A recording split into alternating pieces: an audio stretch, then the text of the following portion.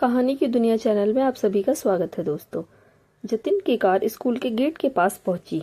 जतिन गाड़ी से उतरने से पहले अपना बैग बोतल संभाल रहा था। तभी गाड़ी से बाहर एक भिखारन गोद में बच्चा लिए आकर खड़ी हो गई और शीशे पर खटखट करने लगी। जतिन को बहुत गुस्सा आया। वह गाड़ी से उतरा और बोला, अरे गाड़ी रुकी नहीं और तुम लोग मांगने आ जाते हो, शर्म नहीं आती तुम लोगों को?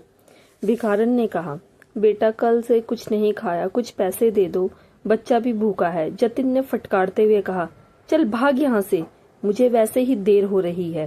तभी पास में खड़ा उसका दोस्त रवि बोला, ये लो मेरा लंच खा लेना और ये पैसे रख लो, बच्चे के लिए दूध खरीद लेना। रवि को देख जतिन थोड़ा झेप सा गया। वह भिखारन खाना और पैसे लेकर दुआएं देकर चली गई। जतिन ने कहा, यार तू क्यों इन लोगों को सर पर चढ़ा लेता है? तुझे पता भी है कल से रोज तेरे पीछे पड़ जाएंगी। वैसे अब तू क्या खाएगा? खाना और पैसे तो तूने इन्हें दे दिए। रवि बोला, हम जिस लायक हैं हमें औरों की मदद करनी चाहिए। आज का लंच तेरे टिफिन में से खा लूंगा। क्यों नहीं खिलाएगा क्या?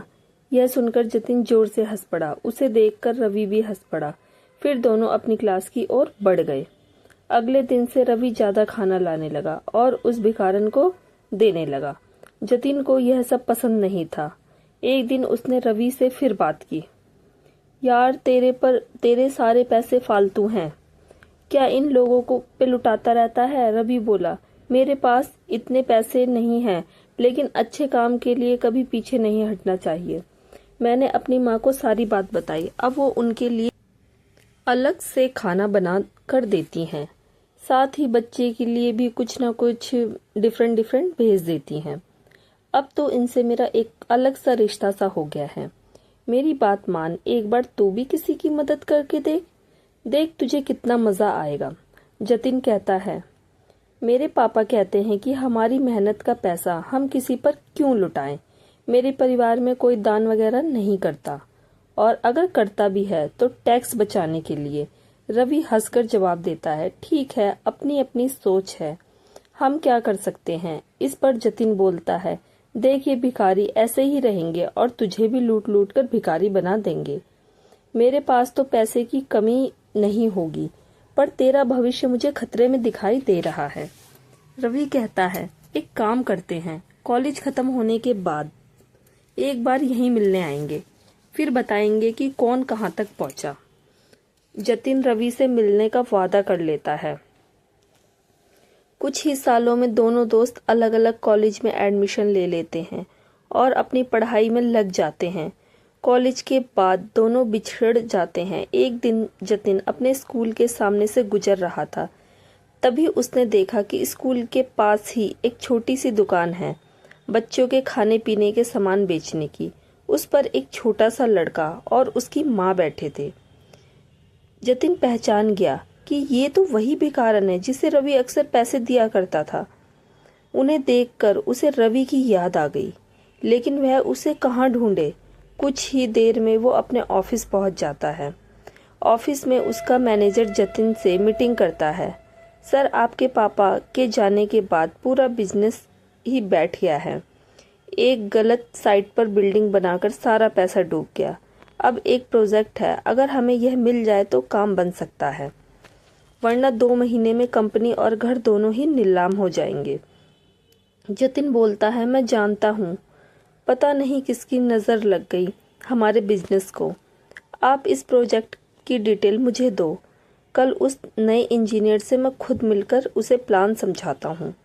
हमें किसी भी कीमत पर ये प्रोजेक्ट लेना ही पड़ेगा। अगले दिन जतिन जल्दी से तैयार होकर प्रोजेक्ट की प्रोफाइल लेकर सरकारी दफ्तर में पहुंच जाता है। वहां वह इंतजार करने के बाद इंजीनियर के कैबिन में पहुंचता है। जतिन बोलता है, सर ये प्रोजेक्ट रिपोर्ट देखिए, हमसे अच्छी बिल्डिंग कोई नहीं बना सकता, एक बार देख तो लीजिए सर। तभी वह गौर से देखता है, यह तो उसका दोस्त रवि था। उसे देखकर जतिन बहुत खुश होता है। रवि भी सीट से उठकर उससे गले मिलता है। जतिन कहता है, अब तो मुझे कोई चिंता नहीं है, तू है तो मेरा सारा काम हो जाएगा। यह सुनकर रवि कहता है, जतिन ये प्रोजेक्ट मैं तेरी कंपनी को नहीं दे सकता हूँ। तेरी कंपनी ने जो बेईमानी से गलत बिल्डिंगें बनाई उससे तुम्हारी रेपुटेशन खराब हो चुकी है। मैं तो क्या, इस शहर में तुम्हें कोई भी प्रोजेक्ट नहीं मिलेगा। यह सुनकर जतिन रवि के पैर पकड़ लेता है।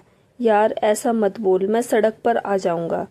तुझे देखकर मुझे एक उम्मीद बंधी है। अगर ये प्रोजेक्ट ना मिला तो मैं बर्बाद हो जाऊंगा। रवि जतिन से कहता है, चल मेरे साथ।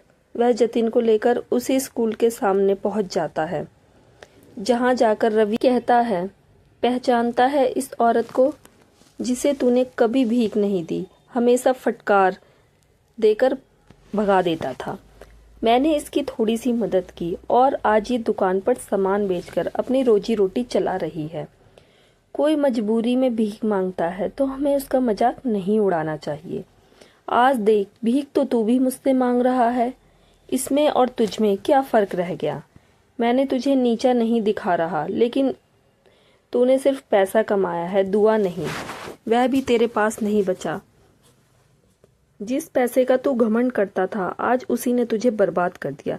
यह सुनकर जतिन की आंखों में आंसू बहने लगे।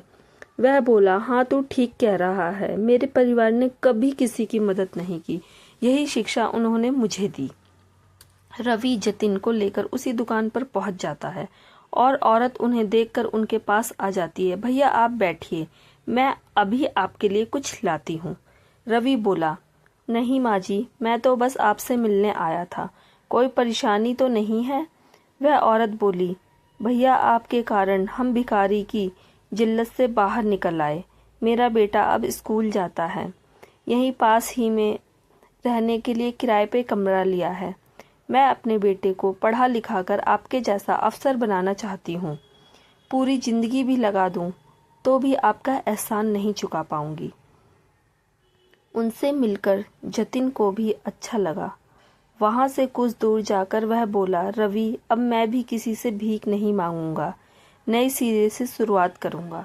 ईमानदारी से और अपनी कमाई का कुछ हिस्सा दान जरूर करूंगा। रवि बोला, अगर तू सच्चाई और ईमानदारी से काम करे तो ये प्रोजेक्ट मैं तुझे दिलवा सकता हूँ।